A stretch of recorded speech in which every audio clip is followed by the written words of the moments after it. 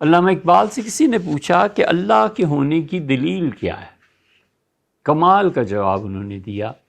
اور فرمایا وجدان، اندر خود گواہی دیتا ہے کہ اللہ ہے۔ وہ جو وجدان ہے نا،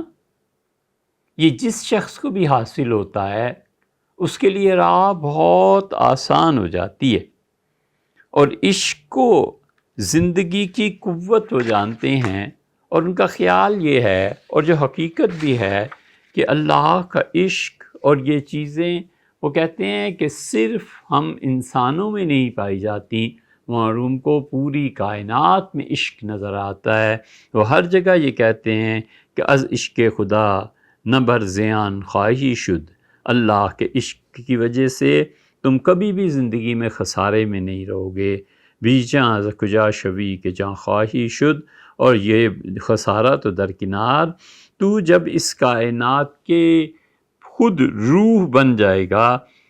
تو خود اس کائنات میں ہر جگہ روح کی حیثیت سے شامل ہو جائے گا، تیرا پروردگار تجھے عشق میں روح بنا دے گا، تو پھر نقصان کہاں رہے گا؟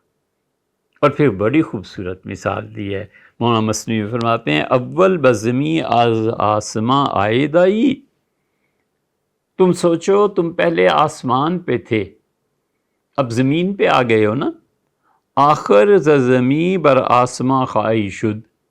اب تمہیں کون سی چیز واپس لے جائے گی خدا کے پاس؟ اوپر لے جائے گی، جنت میں لے جائے گی؟ تم سمجھتے ہو یہ عقل؟ نہیں، اب عشق دوبارہ تمہیں اپنے باپ کے مقام پر لے جائے گا، اللہ کا عشق تمہیں کھینچ لے گا اور تم آسمان پر پہنچ جاؤ گے۔ اس لیے کبھی مت سوچو کہ اللہ کے عشق کی وجہ سے اس دنیا میں کوئی خرابی آتی ہے۔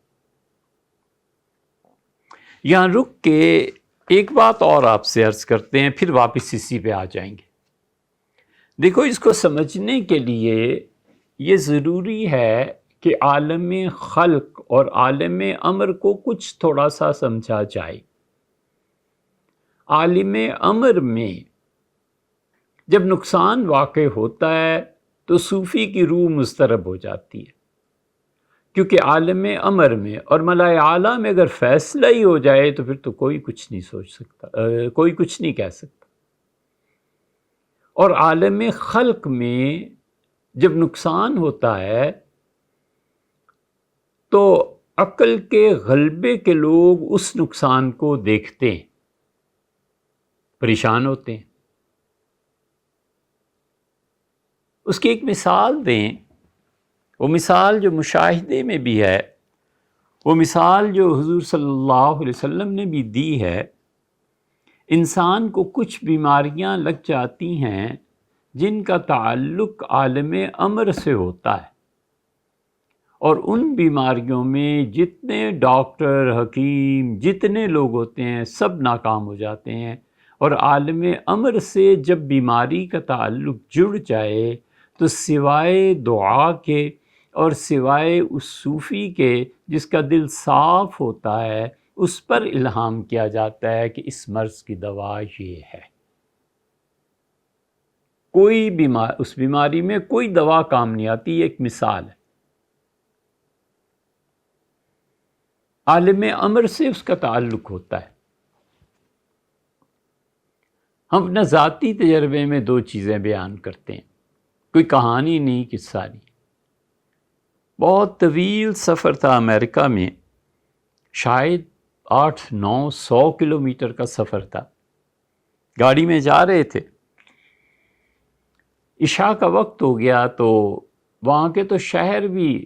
وہاں کے تو گاؤں بھی ہمارے شہروں کے مقابلے میں بلکہ بعض اوقات اچھے ہوتے ہیں۔ تو بتایا گیا کہ یہاں قریب مسجد ہے،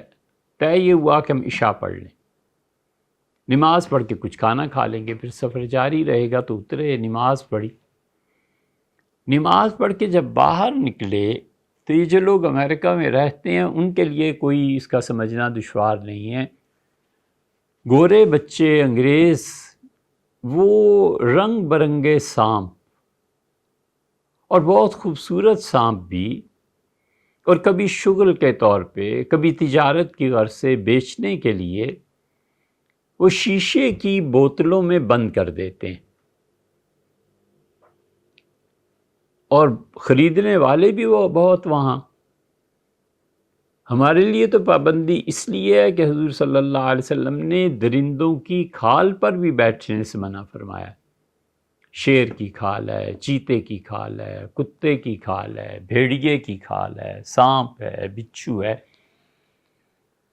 ان سب چیزوں سے حضور صلی اللہ علیہ وسلم نے منع فرمایا کہ اگر تم ان کی صحبت میں رہو گے تو تمہاری انسانیت پر حیوانیت غالب آ جائے گی،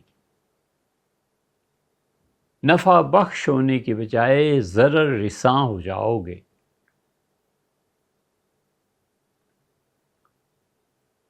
تو سانپوں سے بھرے ہوئے شیشے کے برتن اور باٹلز رکھے ہوئے تھے، کوئی آواز بھی لگا رہا تھا۔ تو ایک گورا جو ساتھ چل رہا تھا اس نے نفرت کا اظہار کیا۔ ہم بھی ذرا سا پرے ہو گئے کہ خدا نہ خواستہ بوتل ٹوٹ ہی جائے تو پھر کیا ہوگا۔ تو اس نے کسی واقفیت کچھ بھی نہیں، جیسے گورے اپنی رائے کا اظہار کر دیتے ہیں، اس نے کہا کہ مجھے نفرت ہے ان چیزوں سے۔ جنگل تھا، گاڑی تک پہنچتے پہنچتے راستے میں ایک بچھو آ گیا، اس نے سٹک سے بچھو کو مارا، دائیں ہاتھ میں سٹک تھی، بچھو کو مارا۔ اچانک ہماری نظر اس کے لیفٹ ہینڈ پہ جب پڑی تو اس کا بایاں ہاتھ جو تھا یہ پھولنا شروع ہو گیا۔ اس قدر کریہ منظر تھا، اللہ تعالیٰ اس کو نہ دکھائے، ایسے جیسے زہر چڑھ گیا ہے اس کے ہاتھ، اور جب وہ مرا تو اس کا ہاتھ پوری طرح متورم ہو گیا تھا، پوری طرح سوج چکا تھا۔ اب وہ کیا کیا اس نے، ہمیں کیا، ہم تو گاڑی میں چلے گئے۔ اس کو کافی دیر سوچتے رہے، پھر ہمیں خیال آیا کہ جب ہم چھوٹے تھے تو تھانہ چونترا میں ایک جگہ ایک صاحب تھے، ایک دوست تھے، انہوں نے بلایا تھا، انہوں نے اپنے ہاں ایک دو دن رکھا بھی۔ ان کے ہاں ایک آدمی آیا تھا اور اس نے کہا، وہ ماسٹر تھے، پڑھاتے تھے، اور کہا کہ یہ آیا ہے تو اس کی فلاں وقت دعوت ہمارے گھر میں، چلے گئے۔ لیکن وہ آیا تو اپنے آپ کو کھجلا رہا تھا بار بار، دو چار گلیاں چھوڑ کے ہی رہتا تھا، کبھی شانوں پہ، کبھی پاؤں پہ، کبھی ادھر کبھی ادھر۔ وہ اتنا غیر معمولی طور پہ ایچنگ تھی کہ ہم نے اس سے پوچھا کہ ماسٹر صاحب کیا ہوا ہے؟ اس کا کچھ بھی نہیں، پتہ نہیں کیوں ایک دم سے خارش شروع ہو گئی ہے۔ گلیوں میں جاتے ہوئے ایک بچھو تھا جو مرا ہوا تھا، وہ بہت بڑا بچھو۔ تو ماسٹر صاحب سے پوچھا کہ یہ کیا ہے، یہاں یہ ہوتا ہے؟ اس نے کہا نہیں، میں آ رہا تھا تمہاری طرف تو میں نے اس بچھو کو مار دیا۔ وہ ماسٹر کیا، وہ دنیا ہی بدل گئی۔ لیکن جب اس گورے کے ساتھ یہ ہوا تو ہمیں خیال آیا کہ یہ اس وقت بھی تھا، اب بھی یہ دیکھا ہے، اور اس کو سوچتے رہے حتیٰ کہ راز کھلا کہ بچھوؤں کا یہ اثر زہر کا، میڈیکل میں جو کچھ بھی وہ کہتے سنتے ہوں گے، لیکن اس کا ایک تعلق عالم امر سے ہے، اس لیے بچھو باہر زمین پہ وہ مار رہا ہے، نہ بچھو نے کاٹا ہے، نہ کوئی اور بات ہو گئی ہے، اور ہاتھ اس کا زہر سے بھر گیا۔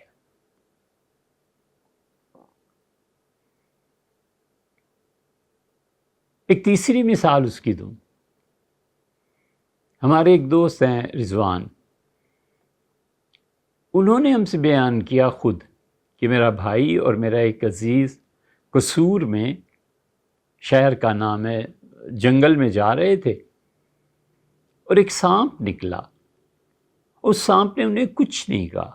وہ جا رہا تھا تو اس سانپ نے ان کی طرف منہ کر کے تھوک دیا اور پھر تیزی سے چلا گیا، قبل اس کے کہ اسے مارتے کچھ کرتے۔ جو ہی اس نے تھوکا دونوں گر پڑے، میرا بھائی بھی اور وہ بھی، اور اس کا تو یہ حال ہو گیا کہ بس سانس چل رہی ہے، باقی کچھ نہیں، اور اب تک وہ کوئی کام نہیں کر سکتا، ایسے جیسے اس کے جسم سے ساری طاقت کسی نے چھین لی ہے، اور شدید بیماری کسی میں مبتلا ہو گیا ہے، نہ ڈاکٹر کے پاس کوئی علاج ہے، نہ حکیموں کے پاس، کچھ بھی نہیں، اور بھائی کی طبیعت 1 مہینہ تک خراب رہی، کچھ کام نہیں کر سکتے تھے، یہ انہوں نے خود ہمیں سنایا۔ ان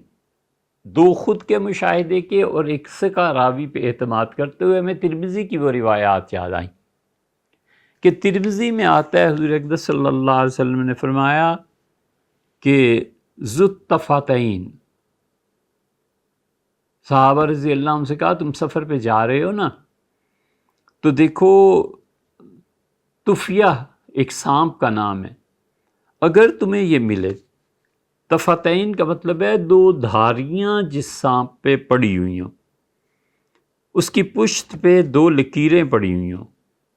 تو آنظر صلی اللہ علیہ وسلم نے فرمایا دیکھو اگر یہ کہیں تمہیں نظر آ جائے، اور دوسرا سانپ ابتر، دم کٹا، عرب ان سانپوں کے متعلق بہت کچھ لکھتے ہیں، دم کٹا حقیقت میں نہیں ہوتا، لیکن دیکھنے سے پتہ چلتا ہے جیسے اس کی دم کٹ گئی ہے، تو آپ نے فرمایا دیکھو کبھی اس سے نظر نہیں ملانا، اور اگر انسان اس کی آنکھوں میں جھانکے گا تو آدمی اندھا ہو جائے گا، اور عورت اگر جھانکے گی تو امید سے ہے تو سب کچھ ختم ہو جائے گا، اس لیے فرمایا یہ تمہیں نظر آ جائیں تو انہیں ضرور مار دینا، لیکن دیکھو یہ کبھی کبھی ایسے ہوتا ہے کہ آدمی پہ نظر ڈالتے ہیں اور آدمی مر جاتا ہے۔ یہ سارے ایسے حقائق ہیں کہ عالم خلق میں آپ خود تحقیق کر لیں، لیکن ہم بہت سوچنے اور اس بارے میں پڑھنے کے بعد اس نتیجے پہ پہنچے کہ کچھ بیماریوں کا تعلق عالم امر سے ہے، اور عالم امر سے ہونے کی وجہ سے صوفی پھر خدا سے مانگتا ہے کہ اس چیز کو ختم کر دیں، اس چیز کو ایسے لے جائیں، اس چیز کو ایسے مٹا دیں، وہ عالم اور ہے اور یہ عالم خلق اور ہے، تو اس لیے یہ چیزیں جو ہوتی ہیں حضور اقدس صلی اللہ علیہ وسلم نے، ترمذی کی روایت میں آتا ہے، جہاں صحیح احادیث میں یہ آ گیا ہے نا، اب اس کی عقل کیا توجیہ کرے گی، عقل عاجز آ جاتی ہے۔ عقل ایسی چیز نہیں ہے کہ اس کائنات میں جو اسرار ہیں وہ ان کا پردہ ہٹا دے۔